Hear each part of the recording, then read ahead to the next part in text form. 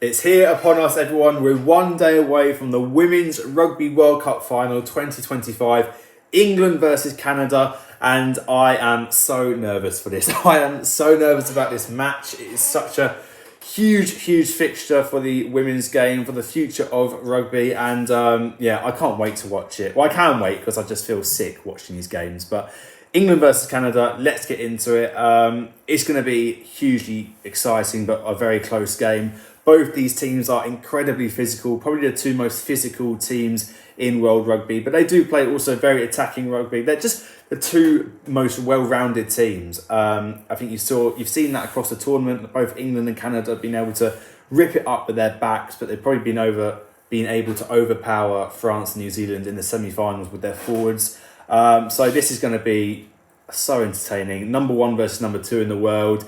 Let's get into it. Let's get into, first of all, the teams. I've got to also first of all say, just before I get into that, anyone who was watching, a few months ago, I'm sorry for the sort of lack of videos recently. It's very poor from me, and it's not through not wanting to, but I missed most of this Women's World Cup and the Rugby Championship and the Lions mostly. So I do apologise for that. I am hoping to get a lot of Lions vlogs. I did actually record and never fully got done editing, so they'll be up in the next week or two.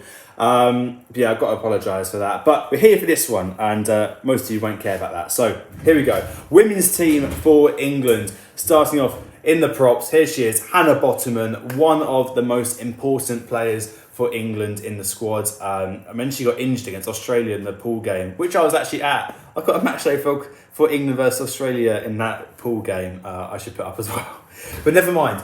She got injured, and I was so worried she was going to miss the rest of the tournament. And I was just hoping she came back for the France game, because I was at the Six Nations game, another vlog, against France at Twickenham. And she was so crucial with her turnovers, Hannah Bottoman. And I was like, just come back for the semi-final and final bots. And she did. And oh my God, did she prove like her worth in that semi-final. She got, 3 turnovers? She's probably one of the best jackal turnover threats in the whole of women's rugby, if not the best. Like, she is absolutely incredible, rock solid in the scrum. So huge that she's starting this game alongside Amy Cockayne and Maud Muir. So yeah, brilliant. Maud Muir was the player of the match, I'm pretty sure, in the PWR final, which I was at. So she's got, she can turn up in big games, and yeah, hugely exciting front row there for England. Going into the locks, we got Moana Talling, and Abby Ward. I think Abby Ward is one of the other most important players for England. I think she's amazing. The way she secures line-out ball is crucial at set piece. So really good there for England. And then back row, Zoe Allcroft, Sadia Kabaya. She's been one of the best players. She's been, like, for her youth, she's got quite young. I think she's like 22 years old. I don't know.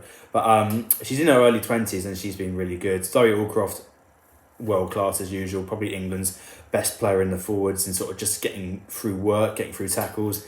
And then at 8, Alex Matthews obviously played in the World Cup 2014 win for England. The only one of the only ones left from that squad. So yeah, a strong forward pack, basically the go-to forward pack when they've all been fit this tournament. So exciting. Going into the backs, Natasha Hunt, another one of those players who played in 2014, still playing. So amazing for her. She's been really good, I think, for England this tournament. Zoe Harrison, I mean, it's a funny one. If you look back into sort of the Six Nations 2025, and you don't know who's going to be the starting 10. Aitchison was getting all the starts then, but Zoe Harrison has sort of nailed down that starting role during this tournament. So yeah, I think she's been really good. Her kicking game has been good. She's been quite good off the tee. Excited to see that. Tatiana Hurd at 12, and then England's best player this whole tournament, the best player in the world this year. I'll get onto the other Canadian who's in that category nominated by World Rugby, but I don't want to hear it. I'll get onto it right now. Sophie de Goody, as amazing as she is, maybe player of the tournament, especially if if Canada win this game. But player of the year has to be Meg Jones. I mean, she was one of the best English players during the Six Nations, been the best English player during this World Cup. She's actually played and been fit the whole year. Like, Sophie de Goody's only just come back from ACL injury. Meg Jones deserves Player of the Year. She's been outstanding against France. She should have been Player of the Match, not Ellie Kildun. I'm running out of compliments for her game because she is incredible. On the wings, we've got Saracens legend Jess Breach, and on the other wing, like always, is I've forgotten Abby Dow, who's been really good this tournament. She's got really good difference in styles of wings because Jess Breach a bit more quick, evasive, really good under the high ball, decent kicking game. Where Abby Dow is sort of your more she's just sort of brute strength. She'll run through people, sort of finishes off tries really nicely close to the line, and quite probably better defensively. So yeah, a nice mix there on the wings, and then at fullback the ever-present Ellie Kildun. I mean, she is just the key to unlocking any defence, isn't she? There is no other player in the world, I truly believe this, who just has that raw acceleration than her. Like, it is crazy. Even the likes of Sorensen McGee for New Zealand and Hogan Rochester, I don't think they'll quite on Kildun's level. But yeah, exciting back three there for England. I mean, I'm so nervous. I'm really interested to see how this goes. If you look on the bench, we've got Clifford there, Lark Atkin-Davies, Sarah Byrne, so a strong front row to come off the bench there. Rosie Gallagher, she gets through a ton of work. Maddie Fainati, Lucy Packer, Holly Aitchison and Helena Rowland. So again, a strong bench. I think that's the exact same bench that came off in the semi-final. I'm not sure if I'm really happy with that selection, to be honest, though, because fine with the front row selection, but then I think in the back row, as good as Maddie Fainati has been all year, she was really good in the Six Nations. I just feel like in a World Cup final, you need some experience. And I think, okay, she's not the player she quite once was, but Marley Packer, I'm just such a big fan of hers. I think she just does she always seems to have crucial moments in games, and she hasn't got to play 60 minutes. You know, you only bring her on after 20, 30 minutes left to go, see out the game, and just cause havoc in that defence. I mean, I'd expect England hopefully to be leading 50 minutes gone, half an hour to go. And then they need to disrupt Canadian pressure as they're attacking and England are defending. So that's what I think a Marley Packer would be awesome in the final 20 minutes. And then again, Maddie Fainati has probably a better engine at this rate. But I don't know. I think Packer would be the choice here for me. And then we've got both Aitchison and Rowland in the backs replacements. I just feel like if we lose a winger in the final, you know, God forbid to get another red card in the World Cup final, and we lose a winger, you can move Ellie Kildun to wing, but if you lose Kildun as well, like she's had a couple of injuries this year, she got injured, of course, in that group game against Australia. You have to play probably Rowland at 13, which he can do very well, but I don't know, maybe McDonald would have been good, or the experience of Emily Scarrett playing one more game, but I don't know. It's worked so far. The Rowland, Aitchison, Zoe Harrison trio, who can all sort of play that playmaking role at fly half. So we'll see how it goes. I just really hope England get this win. But let's get into the Canadian team now. Canada have gone for the exact same 23 as the semi-final as well, so I'll go through that. I don't know the players and the pronunciations as well as I do with the English girls, so I do, if I've got any Canadian super fans who are watching me for the first time, please be easy on me. I'm going to mess up some of these. McKinley Hunt, Emily Tutosi and Daleka Menin, or was it Daleka? No, that's the same front row, or it's the same 23. Menin was really good last week against New Zealand. Like, her carrying was fantastic. The line-out went pretty well for Canada last week as well. Tutosi must have been pretty good with her line-out throws. Although I heard some New Zealand fans complain about the straight ones. But I don't know, it doesn't matter now. So yeah, the same front row should go strong against a strong England front row. Is going to be really interesting. Obviously, Sophie de Goody, probably the best player in the world when she's on form at lock. She'll be taking the goal kicks, of course, which is just incredible. I love it. Courtney O'Donnell at 5. Caroline Crosley at 6. Great to see she's starting and ready to play for this final, because she did limp off in the final 5 minutes against New Zealand. So I sort of made a note of that. I thought she was really incredible. I thought in that semi-final, I was like, please play, because I want to see the spectacle, although I would be relieved if she wasn't playing. But she is playing, which is good for rugby, so great for Canada. Karen Paquin, at 7. I'm sorry if I've messed that up. And then Fabiola Forteza, she was incredible as well against New Zealand. She lots of carries, getting over the gain line, tackling everywhere. So yeah, strong forward pack. Again, probably the strongest forward pack England could face in the world against any other nation. Canada are just absolutely fantastic. We'll get onto their journey, their story in a little bit. But yeah, Justin, I said Pelletier or Pelletier, I don't know. I heard it say Pelletier by the commentators. Again, she was absolutely brilliant. The way she was sort of sniping, going every time they sort of had that rush defender coming out New Zealand, she'd just go through the gap, make a great sort of half line break. So she was crucial to that Canadian performance. It's going to be interesting to see how England defend against Canada because they were so dangerous, and you just feel like if England don't have someone shooting up and they try a different tactic, the Canadian head coach is going to come up with some other new sort of way to attack the English line. So it's going to be really, really interesting tactical battle, this final. But ultimately, as most World Cup finals come, is who makes the least mistakes, who holds their nerve in the big pressure moments.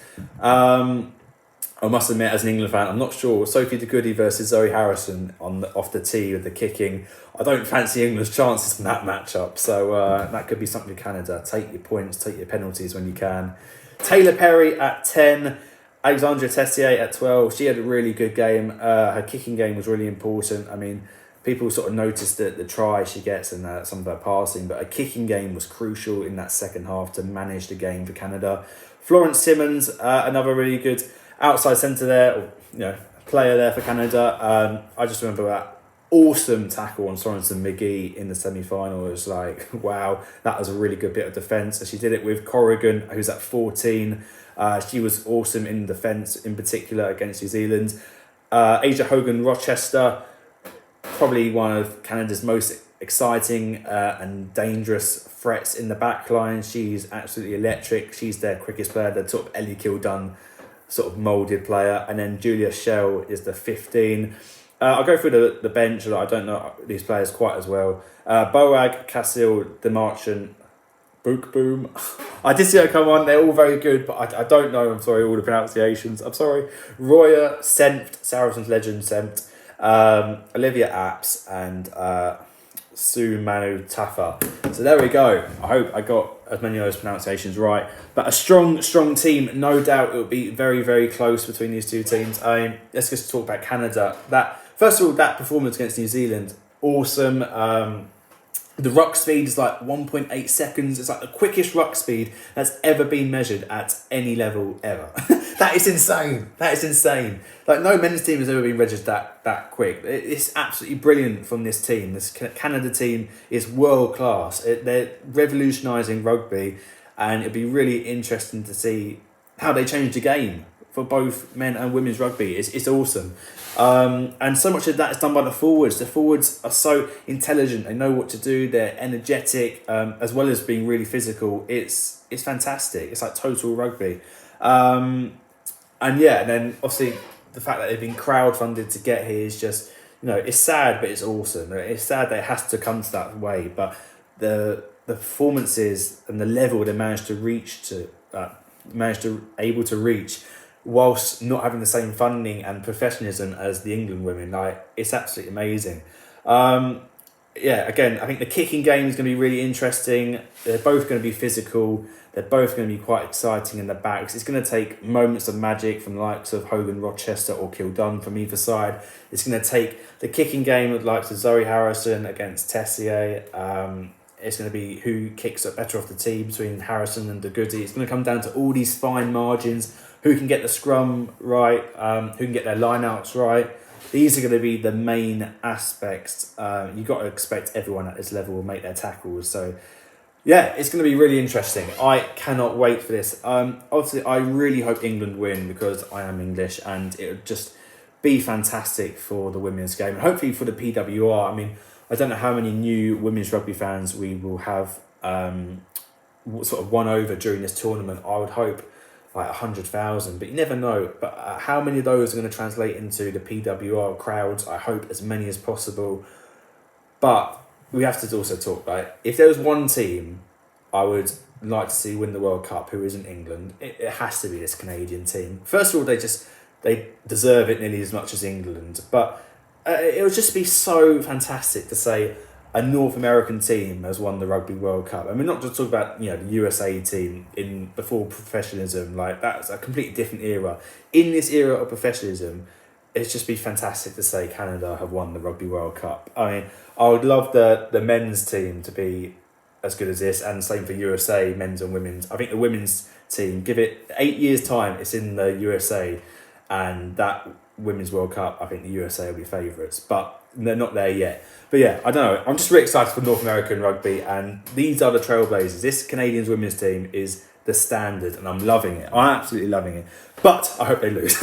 I'd love them to lose 50-0. Actually, no, I wouldn't. I would love it to be a close game, but as long as England win, I don't really mind. But I think a close game just makes the spectacle fantastic for women's rugby.